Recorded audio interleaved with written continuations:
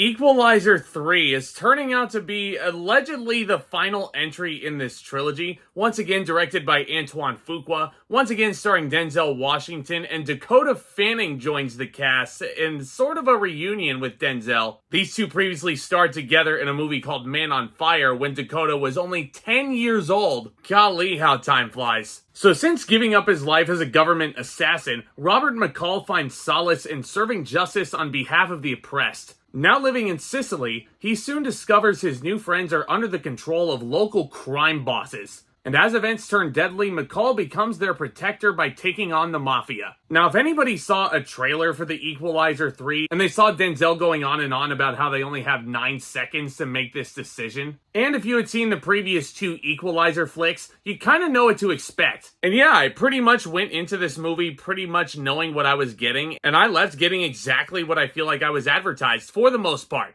In terms of the Equalizer trilogy, the previous 2 entries I definitely feel like are superior. I feel like the action is way more exciting than it is in this 3rd installment. And I give this movie credit for attempting to go down a darker path. Because Robert McCall is a broken down, decrepit individual. This guy's got a lot of back issues. He's been shot more times than he can count. And I don't want to say they're taking the Hugh Jackman-Logan approach from a few years back, but that's sort of what it reminded me of. Except you have the charm of Denzel Washington, who once again, he plays Denzel Washington. His talent and his reputation are both sky high in this industry. Antoine Fuqua has worked with this guy many times before, not just in the other Equalizer films, but Training Day. That got Denzel Washington an Oscar back in 2001. So Fuqua absolutely loves working with this guy, and you can tell. You can tell that Denzel is having a great time playing this role, and you can tell that all the other actors are having a great time as well. Loved seeing Dakota Fanning all grown up here, and it kind of makes me feel old knowing that I grew up watching Dakota Fanning. I knew that she was around my age when I was watching these little films like Charlotte's Web or whatever. And she is really, really, really solid as this FBI agent who's trying to track McCall down. And I think for what we get of action in the Equalizer 3, it's pretty good. Antoine Fuqua knows how to direct an action movie. When this movie wants to be thrilling and when it wants to be brutal, it absolutely is. There are broken bones, broken blades, and blood everywhere in this film. Especially as it goes with the opening scene, which is heavily portrayed in the trailer, as well as the big action climax. You almost get this uncomfortable, queasy feeling watching the body count here. And because of McCall's advanced age, you kind of worry for his life as well when he's putting himself into the mix as this peacemaker equivalent. And there were audible gasps in my theater when I watched the movie this morning. And hey, if there's a movie that can do that for you,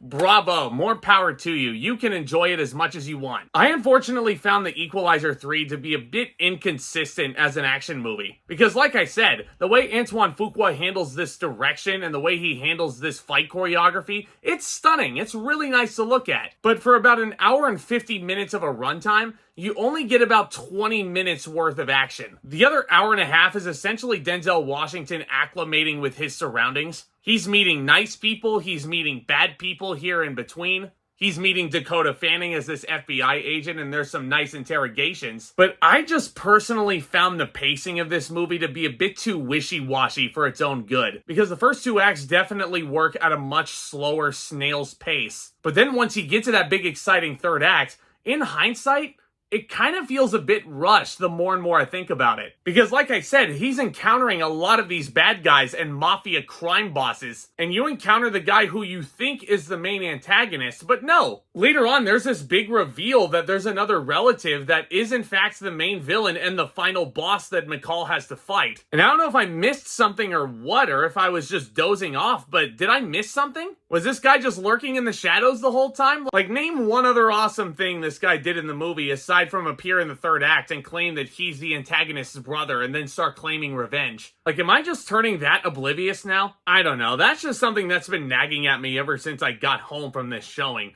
But for the most part, I mean, The Equalizer 3 is decent. It's definitely an ending to this trilogy, not one that I would have expected. The performances and the fight choreography and the stunts are all really great. You also have a loud and boisterous musical score that will swell up in these big action sequences and make it feel all the more epic. But I think with the bold choice they made to basically go the darker route and focus on the more character analysis aspect of it, I don't know, that can work in a lot of other cases. But for the final installment in a series to now get all this character development, especially centered around your hero, it might be a little bit too late for that. And what you get is a very unbalanced movie. For an hour and 50 minutes of your time, you only get about 20 minutes of action, most of which is given to you in the trailer. And I don't want to say it's bad action either, because it's not. But for what the studio is advertising, with this being the big epic finale to the Equalizer saga, I don't know, I was expecting a lot more, man. I'm gonna give the Equalizer 3 a C+. Good performance from the legendary Denzel, of course, as you would expect. Clumsy pacing just really holds this one back from being an action instant classic from this year. Let me know what you thought of the Equalizer 3 down in the comments section below. Is this your favorite installment of the trilogy so far? What is your favorite Denzel Washington performance ever? There's a lot of them. Guys, I love discussing all new things in movies and entertainment. Do consider becoming a subscriber as well, and tap on that thumbs up. Really helps continue to grow this community out here. Y'all are invited to the party. Guys, stay tuned for more videos very soon. Please be patient with me as I open up this show this upcoming weekend. Definitely looking forward to seeing releases like A Haunting in Venice. Dumb Money might be my most anticipated release this month. All that and much more to come, guys. So thank you so much again for your support. Y'all are the best. And with all that being said, Back Talk commence.